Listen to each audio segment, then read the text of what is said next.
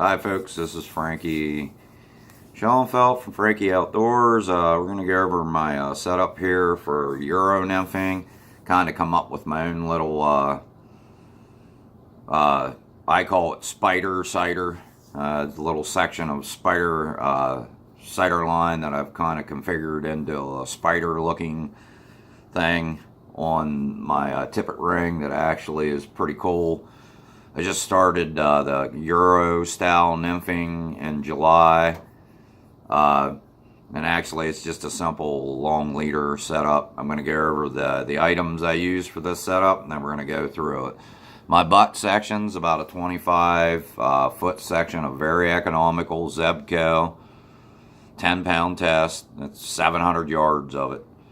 Actually, that should last a lifetime. For my spider cider, I used the Hannock 7-pound. Actually, it was kind of accidentally. I ordered the wrong cider and too small. It's only a 7-pound test, so every time I would tie a blood knot to my butt section, it would actually break. So I came up with this little cool invention, and it works out very well for me. And actually below my tippet ring, I actually use just 4-pound Vanish. As you can see, I've had this for a little while. About the same time I switched over, I bought, and it's pretty economical at Walmart too. It's only like 10 bucks for 250 yards, and that's what I use for my tippet. You know, the tippet that I run to my actual direct line to my flies. And actually a very economical BB size split shots. Actually, you can get the ones that have the kind of little press leaves on the back of it. I have both Stow and the sweet little bag that I bought at the same time. So at this point now, I probably only have maybe 20 bucks and the whole that split shots indicator line. Maybe the indicator line's a little more expensive, but you can kind of mess around with that too, whatever your eyes picks up the best. Like I said, I run a 25-foot section from my float line to the top of my tippet ring. And I will show you here. This is what I invented. It's called a spider cider. Actually, sighted line that's kind of looks like a spider when it's dancing down. I actually just run my butt section into it, the top of the tippet ring. Then I run my like a 6 to 8 foot section of fluorocarbon, that would be the Vanish, to run it down to an attractor fly, which everybody uses. I use a lot of lively legs attractor patterns. I actually have my own version of a stone, golden stone fly that I tied up. It's kind of like the double trouble that they're selling right now at livelylegs.com. Actually left the tag on so you could see it. And what I simply do then is I just run my fly into that. Run my leader into the first fly, cinch it up, and then about 4 to 6 inches up on the line, I tie another little knot here. That way I can put my split shot on, slide it down, and have no issues of it sliding completely down to the fly, messing up the presentation. I actually tie another little knot based on the weather. If it's really cold, it's about 2 inches. If it's fairly reasonable outside, I can get it a little tighter to the top of my first fly. And then what I simply do is take another 12 to 18 inch section of the same fluorocarbon line and tie it in by a clinch knot right above the first fly, and then pull it down tight. And why I tie that knot there is, I mean, you're going to have varying drifts, varying water. Sometimes this will slide up on you on fluorocarbon. That knot kind of prevents it from getting the whole way up to your split shot. And then, like I said, I run a really simple fly for a trailer. I use a barbless zebra midge. It's actually a size 18, but I tie like a size 20 or 22 body on it. Try to keep it streamlined so it sinks. Actually, another attractor I use a lot are the Y2Ks. I tie some. I tie them up in varying colors and seem to be doing really well here in the winter. Winter fishing can be extremely hard on you, and it's nice to have some quality products that Lively Legs provides for me with materials and beads and the attractor legs and all the other things that they provide for me on their website. It's unreal. The quality of product that Lively Legs offers to the general public. It's just amazing. High turnaround, make an order in a couple days, you have it, no matter where you are in the country, and that's great. Now we're going to go back to what I invented, calling it spider cider. Actually, what I did was, instead of using an 18 to 20 inch section of the cider line, I took about a foot section of it, maybe a little bit more. And what I do is I cut it in three pieces. And so it's actually fairly strong. I run my butt section straight to my tippet ring, and then my tippet actually down from it to my flies. So right there, you're overall, you're cutting down on if you tie an inferior blood knot or clinch knot or however you tie your knots, you're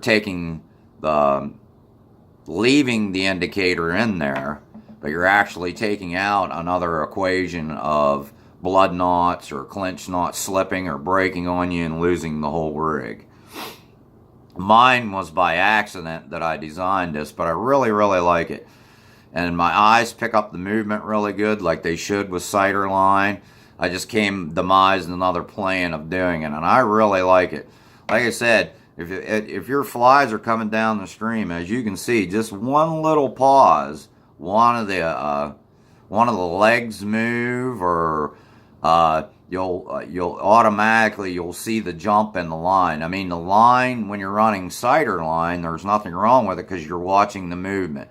You're watching the pause in the line. This thing kind of goes nuts anytime, and I think it adds to the visibility of your strikes. Now, I run a 10-foot syndicate rod that I got from Lively Legs, purchased from Lively Legs, and I really like the overall sensitivity of it. Those guys use the 10, 11-foot 2 weights. I like the 3 weight because I do get into some bigger fish, and I like to have that maybe a little extra backbone in the rod. I'm sure I'll be convinced at some point to go to 11 or 10-foot 2 weight, but I'm more than happy with the rig that I have. And like I said, I have a very economical reel. This little spider cider, it really aids me. I mean, I can track my flies going down through the water, and as you can see, when I get to slower water and need to slow down the presentation with a little sag in the line, and that's simply by either dropping your rod or pitching the rod higher in the air, holding your rod at a higher level so you do get some drag with your flies in the slower water, because that's what you want. You want to try to keep your flies down, and you want to keep your flies going at the speed of the holding water that the trout are setting in. So even with a little bit of sag in the line, say you're fishing slower water, a little bit of sag, you can see this starting to go nuts. And what's really nice about the whole setup is this whole Euro nymphing thing. It makes your rod like so sensitive to every little bump, every little rock. I was probably set the hook 100 times in the first hour I used this setup, because I was just running a basic setup of a leader off the edge of my float line, which we all know is not super sensitive. The first time I used this rig, I probably set the hook 100 times without fish being there. Just overall sensitivity of the whole rig. Now, I keep a fairly tight line, so 90% of my fish, I actually feel them striking because of the overall sensitivity of the setup. Now, when I'm in this, like I said, when I'm in slower water and kind of letting it sag a little bit, like I said, one little movement And I mean, I'm not moving that very much. Could be just a lethargic trout just slurping the fly up and bumps the line. You can see the legs dance. So, I mean, if you have any questions, feel free to leave it a question in the comment section. I'll gladly give you all the information I obtained over the last 6 months of fishing this. I'm going to get out and do some videos. I have been doing some winter fishing, but as we all know, it's almost unbearable to fish in the wintertime. You know, your passion and your drive comes out to fish in it. I'm going to try. We're starting to spike up some temperatures now. I'm going to try to get out and at least make a video at least once a month to show you this. And I'm sure that this whole rig and this whole setup will still be in my arsenal. Just something interesting that kind of accidentally happened. I'm really enjoying this style of fishing. And like I said, one little bump, you can see one of the legs move. Very, very simple. And like I said, it actually helps you track your strikes, or it helps you track the way your flies run down through the run, which is really important. Getting them parallel to the run and actually coming down at the same speed is where the trout is hiding or setting in the feeding run. That is so important. I mean, your flies are really important too, to match them up with the aquatic life that's in the stream that you fish. But this is probably just as equally important, controlling that drift and managing your line coming through that drift. And also always being able to indicate if you're getting strikes or not is crucial. With the 10-foot 3-weight rod, it's really sensitive, so using a Euro style nymph rig really increases the sensitivity, and it'll really increase your hookups. I mean, if you're out to catch big fish, this will definitely land very, very large trout. If you're out to catch numbers of fish, this setup actually shows you every little bump, every little move, and with the overall sensitivity of your rod, you'll feel the strikes. And like I said, if you're a numbers person, if you want to go out and catch a lot of fish, this is a great system. This or my system or whoever else's system. If you put an indicator in with the mix, it definitely increases your hookups and the number of fish that you will catch versus the number of fish that you're obviously missing by not running any kind of indicator. Like I said, leave some comments in the comment section, like the video. I'll get back with you as soon as I possibly can, and thank you for watching Frankie Outdoors.